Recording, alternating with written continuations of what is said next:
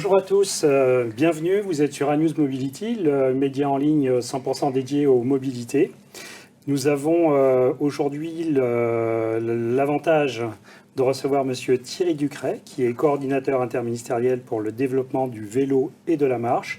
Et donc vous êtes dans l'émission Les Rendez-vous de Séverine. Séverine qui va poser les questions à Thierry. Moi, je me contenterai de faire l'animation. Séverine, alors on peut peut-être juste commencer. Bon, on t'a vu dans une première émission, mais juste faire un rappel un petit peu de ta carrière et puis ce que tu fais. Avec plaisir. Donc bonjour à toutes et à tous. Bienvenue sur le média News Mobility. Donc Séverine Desbouis, experte dans les mobilités, chef d'entreprise investisseur et surtout ancienne sportive de haut niveau en cyclisme. Voilà. D'accord. Et alors on va séquencer l'interview. Donc on va démarrer par une séquence qui êtes-vous, tout bêtement. Et que faites-vous? Donc juste pour info, alors c'est un petit peu le jeu de cette émission. Vous avez le droit à un joker pendant l'émission si vous ne souhaitez pas répondre à une question. Mais si vous ne l'utilisez pas, c'est mieux. Bien noté. D'accord. Donc, sur votre parcours et votre formation. Oui, voilà. Donc Thierry, est-ce que tu peux nous faire part de qui tu es en quelques lignes, ton parcours universitaire, scolaire? C'est toujours les interrogations un petit peu de tout le monde. Et puis, quel est ton poste actuel et puis ton champ aussi d'action? Bien, bonjour à toutes, bonjour à tous. Merci beaucoup de m'inviter à votre émission. Donc, je suis Thierry Ducret, je suis effectivement, comme vous l'avez dit, coordonnateur interministériel pour le développement du vélo et de la marche. C'est un peu long, mais on pourra détailler le contenu. Donc, au ministère des Transports. Voilà, je suis de formation ingénieur, je suis fonctionnaire de l'État et j'ai fait tout mon parcours dans les mobilités. Et donc, j'ai travaillé dans des organismes différents. Organismes du ministère, j'ai travaillé à la RATP, j'ai travaillé à Lille Métropole, donc en collectivité locale, et à chaque fois sur les questions de mobilité. Donc j'ai touché un peu à tout, métro, bus, tramway, train, vélo, marche. L'intermodalité, comme on dit. Voilà. Voilà.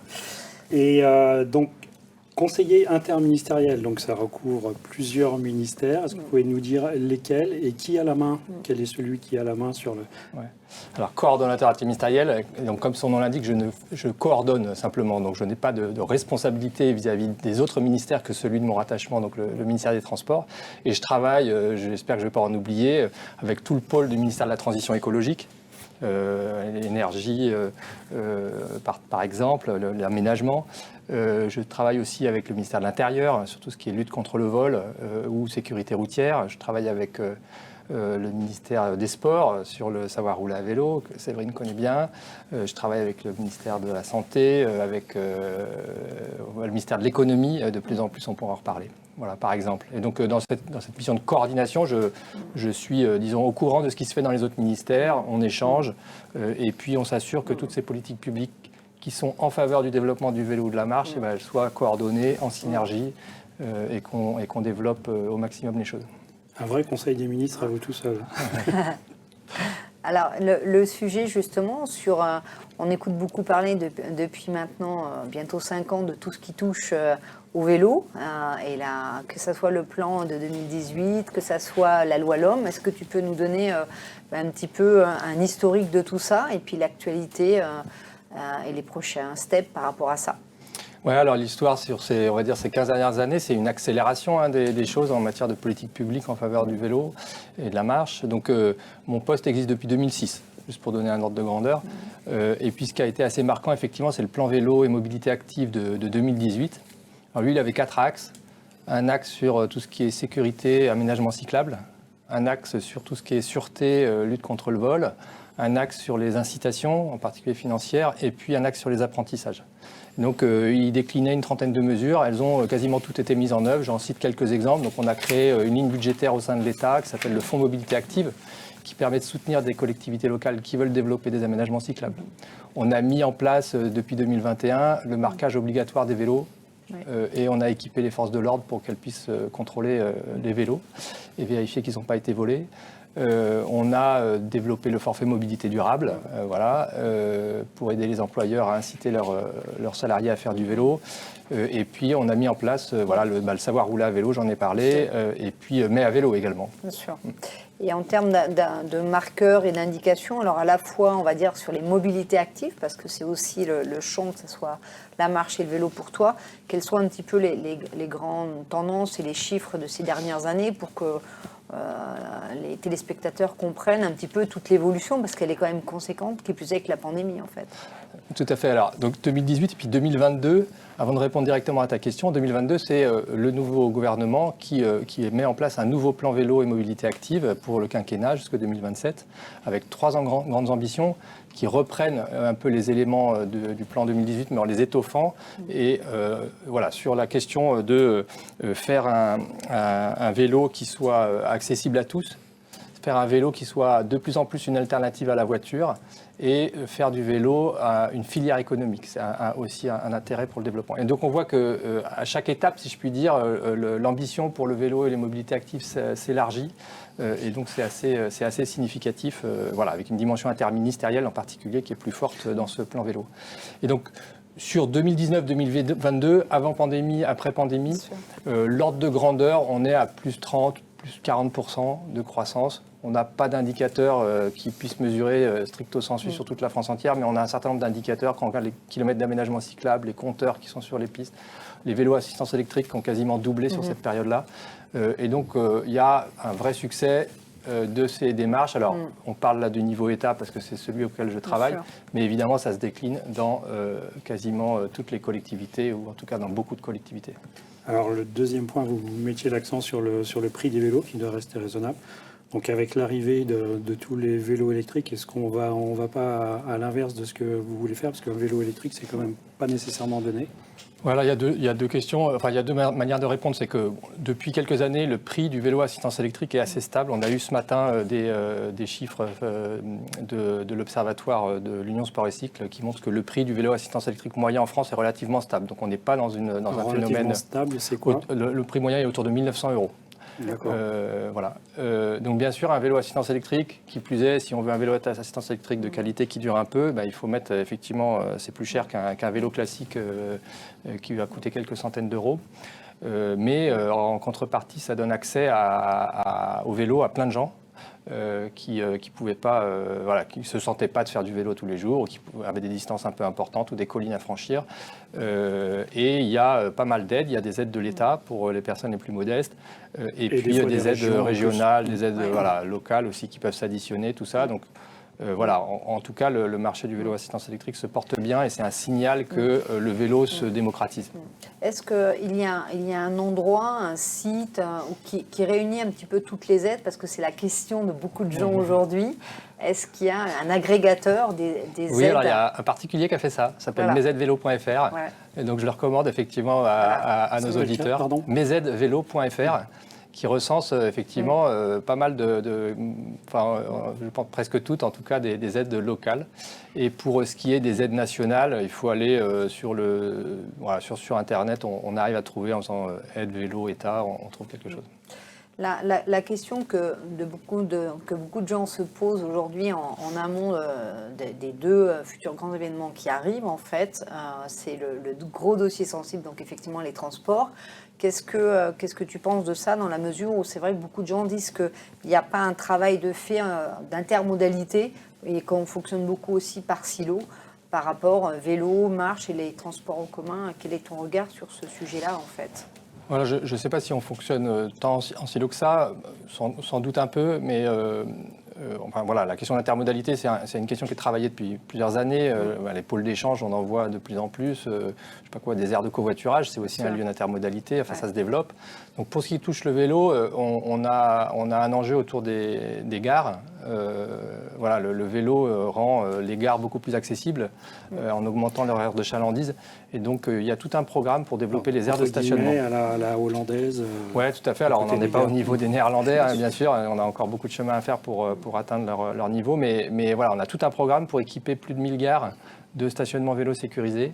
avec la SNCF, avec les régions. Il y a des choses qui existent, je crois, au niveau de l'Île-de-France. Il y a des grandes stations où on peut même rentrer son vélo dans un endroit sécurisé. Tout à fait. Île-de-France Mobilité a un programme pour développer le stationnement vélo en gare, auquel on participe financièrement côté État.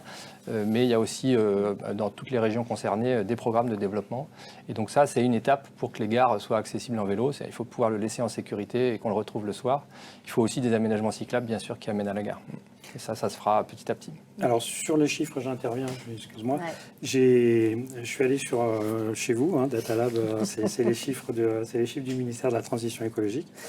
Et alors, il y a plein de choses qui sont faites depuis longtemps, mais quand on regarde les modes de déplacement, quand il s'agit du nombre de déplacements, on est à 24% pour la marche, 2,6% pour le vélo et 8,5% pour les transports en commun. Sur les temps de déplacement, alors évidemment, on marche moins vite, on est à 18% pour la marche, 2,3% pour le vélo et 17,4% pour les transports en commun.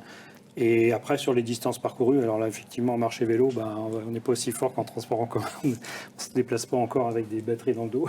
Mais je suis assez étonné par ces chiffres qui sont... Je pensais que c'était beaucoup plus parce que, en fait, les associations de randonneurs demandent un plan marche comme il y a des plans vélo. Mais finalement, on marche beaucoup plus que l'on fait du vélo. Alors, ça, c'est les résultats.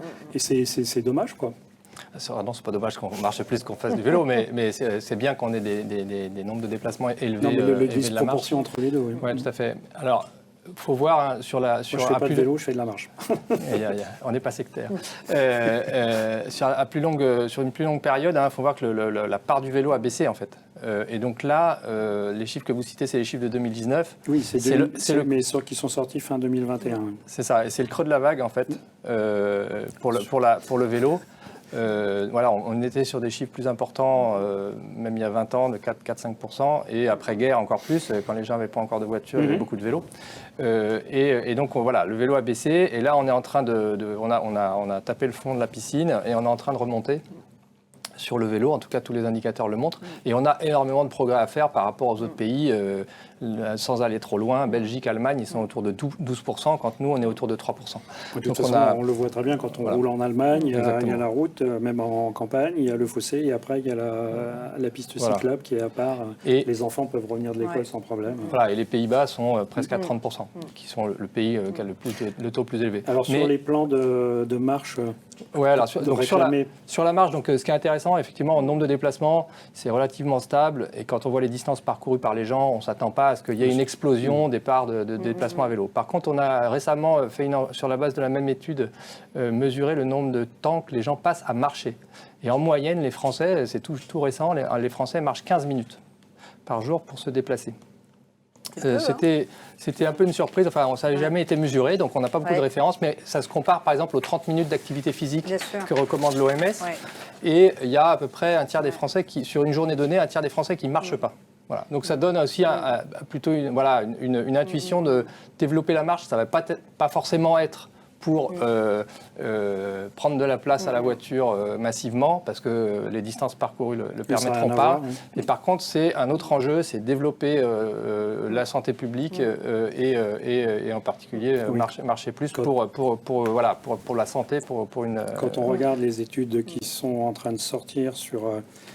les enfants, l'âge à partir desquels il y a une quantité d'enfants qui seront obèses dans les 10 à 15 ans à venir. Toutes les maladies liées à la sédentarité, c'est effectivement un vrai sujet, et la marche est une vraie réponse. Et donc c'est pour ça qu'il faut qu'on le développe. À 10 ans, comment tu vois justement ce déplacement des mobilités actives entre la marche et le vélo, ça serait quoi dans un idéal pour que les gens soient en bonne santé et que sur le plan écologique et protection de la planète, tout se passe très bien en fait? Bon, tout concourt à penser que la voiture aura moins de place dans 2050, en 2060. Simplement, en matière de transport et de déplacement, les choses se font lentement. Voilà, les comportements sont loin à changer. On est aussi dépendant de l'aménagement du territoire, de la forme de la ville, de comment elle a été aménagée pendant ces 50 dernières années. Voilà, donc on n'aura pas plus de voitures. Il y aura encore des voitures, et sans doute de manière importante. Mais on peut quand même imaginer que le vélo et les transports collectifs vont se déplacer. Voilà, vont se conforter. Le vélo, je citais les Pays-Bas. Voilà, on a en fait énormément de potentiel en France devant nous. 40% des déplacements en voiture font moins de 5 km aujourd'hui. Voilà. Alors qu'est-ce qu'il faudrait changer d'aujourd'hui à demain en termes d'aménagement? On parle beaucoup de la ville du quart d'heure ou de la Smart City. Et selon toi, c'est quoi? On voit beaucoup l'industrie automobile qui reprend aujourd'hui le pas et qui se rapproche énormément du monde du vélo. On voit Citroën qui est en train de travailler sur une usine de vélo. On voit des constructeurs comme Toyota qui investissent chez 12. Alors, il faut distinguer un peu le vélo et la marche, là, du coup, sur cette question. Côté vélo, ce qu'on sait, c'est qu'il y a un potentiel sur tous les territoires de France, que ce soit du rural, du périurbain, de la banlieue, de la ville moyenne, de la ville-centre, de la grosse agglomération. Le vélo a un potentiel parce qu'il y a énormément de déplacements en voiture de petite distance. Simplement, il faut que le territoire soit aménagé. Et donc, priorité numéro 1, faire des aménagements cyclables. Sans ça, c'est pas possible. Il faut aussi faire du stationnement, il faut aussi aider les gens à s'y mettre. Il y a tout un système à mettre en place, mais on va dire que maintenant, c'est bien connu et il y a de plus en plus de collectivités locales qui s'y mettent. Et c'est une bonne chose. Il y a encore plein de choses à faire dans les territoires ruraux, par exemple, ou dans les territoires périurbains, où là, il y a des territoires qui commencent à s'y mettre, des territoires qui n'ont pas démarré. Et donc, il y a un vrai enjeu pour que 100% des 1200 intercommunalités de France aient un plan vélo. Voilà. On y vient. Mais donc, ça sera inscrit dans la loi ou ça va aller jusque-là? Ça, je ne peux pas vous dire, il n'y a pas de décision en ce sens-là, mais en tout cas, on a un programme avec l'ADEME qui aide les collectivités locales à démarrer des plans vélo. Il y a 600 territoires qui ont été aidés. Voilà, il y a des choses qui sont là pour effectivement les aider. Le CEREMA produit aussi, donc un organisme du ministère de la Transition écologique qui produit des recommandations pour aider les collectivités locales à s'y mettre. Voilà. Alors, si demain, vous aviez une baguette magique qui vous permettent de faire avancer ou d'accélérer, vous agiriez sur quoi? Une baguette magique qui raccourcit le temps. Voilà. J'équiperais tous les collèges et les lycées de stationnement vélo et de pistes cyclables. On a une baisse qui continue encore aujourd'hui de pratique de vélo chez les jeunes. Et donc, donner envie aux enfants d'aller faire du vélo pour aller au collège et au lycée, c'est doublement gagnant. D'abord, c'est des enfants qui ne vont pas au collège ou au lycée en voiture. Et puis demain, c'est des enfants qui auront aussi le vélo dans la tête et qui se déplaceront autrement quand ils seront adultes. Il n'y a pas de fatalité. Aujourd'hui, les taux sont bas, mais il n'y a pas de fatalité. Il y a une étude récente de l'ADEME qui a repéré un collège en Gironde, dans le périurbain de Bordeaux, donc pas en centre-ville. Il y a 80% des enfants qui vont à vélo au collège. Voilà, 80%. Et donc, il n'y a pas de fatalité. Ils ont mis une piste cyclable qui relie le collège aux deux villes qui sont principalement concernées. Ils ont fait du stationnement vélo, ils ont fait un peu d'animation. Les enfants adorent ça. Évidemment, c'est de la liberté avant l'heure. Dès que tu as l'infra, de toute façon, dès que tu as le parking et tu as la piste cyclable, je pense qu'après, il n'y a plus qu'à les accompagner. Je pense que ça, il y a une véritable volonté de la part de l'État. Voilà. Baguette magique, tous les collèges sont équipés demain matin et on change les choses pour longtemps. Alors à l'inverse, un coup de gueule, justement. Oui. Alors coup de gueule, c'est quoi les parkings? C'est quoi un coup de gueule? C'est quelque chose, voilà. Qui aujourd'hui est encore inadmissible, on ne comprend pas pourquoi on fait encore comme ça. Alors, les coups de gueule, c'est pas trop mon style, mais je me prête à l'exercice. Une remarque. Non, moi je dirais les cyclistes qui n'ont pas de lumière. Voilà. Et les casques? Alors les casques, c'est une recommandation, c'est pas une obligation. Donc il y a une marge d'appréciation, une part de risque qu'on accepte que le cycliste prenne en mettant pas de casque. Par contre, la lumière, c'est obligatoire. Et moi, mes comptages personnels, c'est qu'il y a un tiers des vélos qui n'ont pas d'éclairage. Voilà, je ne sais pas si c'est statistiquement représentatif, mais à chaque fois que j'en vois un, alors là maintenant on commence à avoir les beaux jours, ça se voit moins, mais cet hiver là passé, moi ça me fait peur quand je vois des cyclistes habillés en sombre qui roulent de nuit sans vélo, sans éclairage. Voilà, ça c'est pas raisonnable. Et moi j'ai une question, voilà mon coup de gueule. Une question toute bête. Des jeunes qui aujourd'hui, on voit le nombre de jeunes qui n'ont pas le permis, donc qui ne sont pas confrontés forcément à apprendre le code de la route, si ce n'est avec l'APR à l'école primaire. Enfin, quand on est à l'école primaire et que 10 ans plus tard, tu te déplaces à vélo, et on voit de plus en plus de jeunes, notamment des universitaires qui se déplacent à vélo, quelle est ton approche sur le fait qu'on les voit circuler un petit peu dans tous les sens? Est-ce que demain un permis du vélo, est-ce que réimposer de travailler le code de la route à un moment donné? Parce qu'effectivement, on a de plus en plus de vélos. On manque de parking, mais même le déplacement pour des jeunes, c'est selon moi un peu problématique. Alors, effectivement, tous les cyclistes ne respectent pas le code de la route, malheureusement. Bon, il y a aussi des fois des aménagements qui ne sont pas adaptés et qui n'incitent pas le cycliste à respecter le code de la route, mais ça n'excuse pas forcément. Souvent les feux. Et en particulier les feux, ouais, c'est vrai. Et il faudrait qu'ils soient plus respectés. Pareil, on se fait peur des fois en voyant des comportements de cyclistes. Mais c'est l'objet du savoir rouler à vélo. Le savoir rouler à vélo, c'est ça, enfin tu le sais bien Séverine, c'est d'apprendre aux enfants à se comporter sur la route. Donc ça se prend dès la primaire. Dans les pays qui sont en avance sur le vélo, les enfants, ils apprennent à faire du vélo. Aux Pays-Bas, en Finlande, les enfants, ils vont à l'école en vélo dès la primaire. Et donc il n'y a pas de pareil, mais ça veut dire, enfin, les Pays-Bas, ils ont commencé leur politique cyclable il y a 50 ans, donc c'est aménagé, les parents sont rassurés, tout est fait pour. Et puis il y a aussi la SSR au collège, qui est une espèce d'épreuve de code de la route, donc qui donne des éléments. Voilà, donc aujourd'hui il n'y a pas rien, mais on est dans un monde en transition où on est en train de réapprendre en fait ce que c'est faire du vélo dans la rue. Et voilà, il faut que tous les comportements de tout le monde se réajustent petit à petit. Justement, la plus-value du savoir rouler à vélo, ce que tu évoquais, c'est vrai qu'auparavant, on avait l'APR où tu ne sortais pas de l'école. Aujourd'hui, la plus-value de ce programme, c'est vraiment amener l'enfant à mettre en réalité l'apprentissage du vélo, mais sur la voie publique. Et je pense que c'était quelque chose de nécessaire et c'est en train de prendre, donc c'est très bien. Alors, on a une séquence scoop. Normalement, si vous n'utilisez pas votre joker, vous êtes obligé de nous donner un scoop. Donc, est-ce que vous avez eu une info, quelque chose qui est en train de se préparer, qui va se concrétiser bientôt et dont vous avez le droit de parler? On est entre nous. je vais essayer de jouer le jeu, mais évidemment, quand il y a un scoop, c'est pas moi qui le donne, c'est le ministre. C'est le ministre. Mais je peux peut-être insister sur quelque chose qui a été annoncé très récemment, sur lequel on travaille encore. C'est ce qu'on appelle les appels à territoire cyclable. Je vous parlais tout à l'heure du fonds mobilité active, qui est une ligne budgétaire qui permet de soutenir des collectivités locales qui veulent faire des aménagements.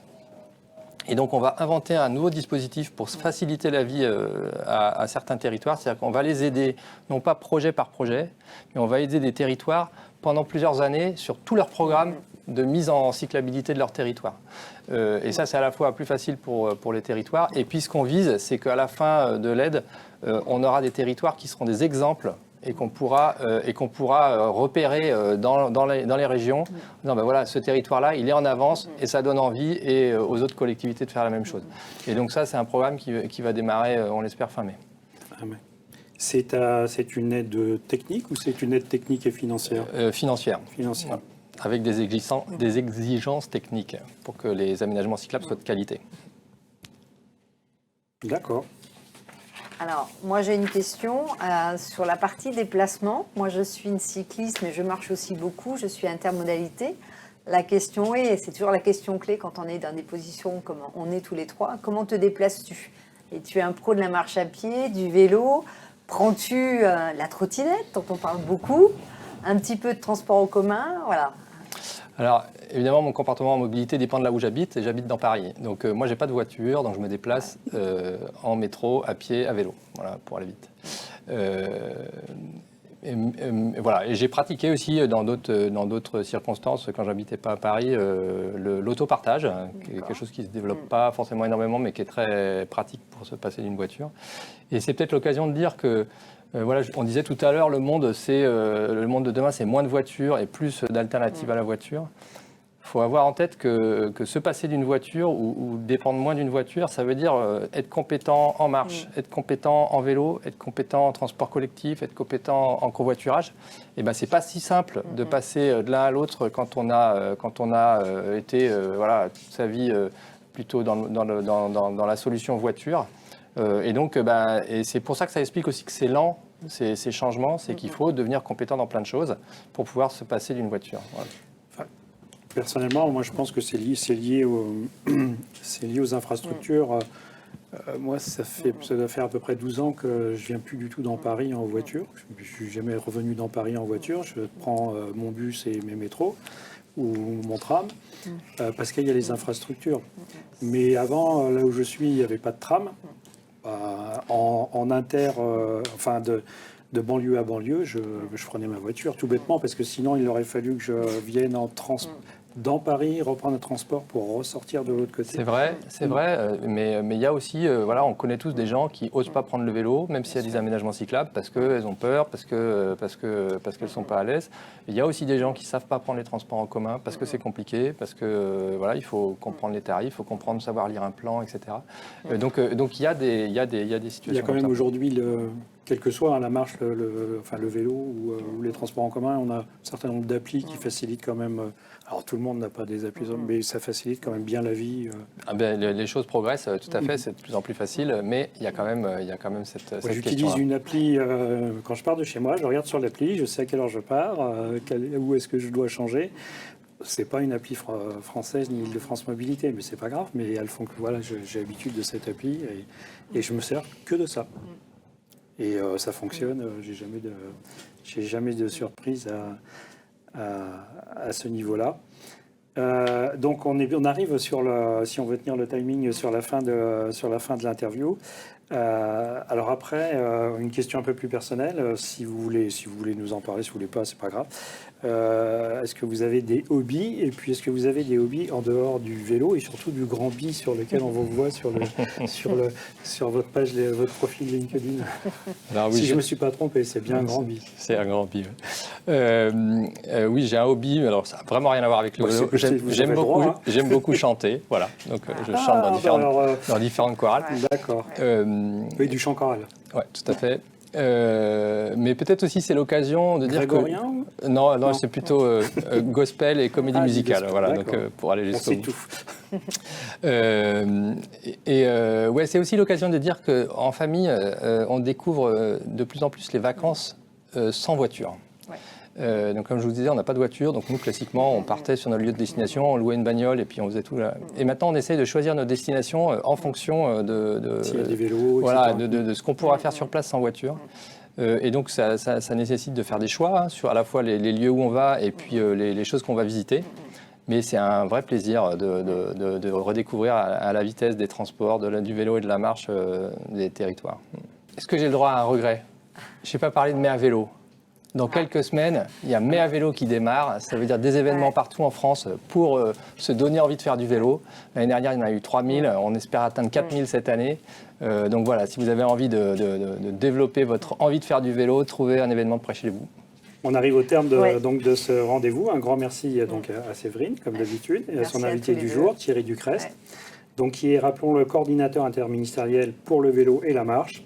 Merci également à nos auditeurs et spectateurs. Merci de nous suivre sur anewsmobility.fr. Et pour vous tenir informé des actualités du secteur des mobilités, n'hésitez pas à vous inscrire sur notre newsletter, dont le lien s'inscrit juste en bas de votre écran. Merci encore à tous et à très vite pour un nouveau rendez-vous de Séverine.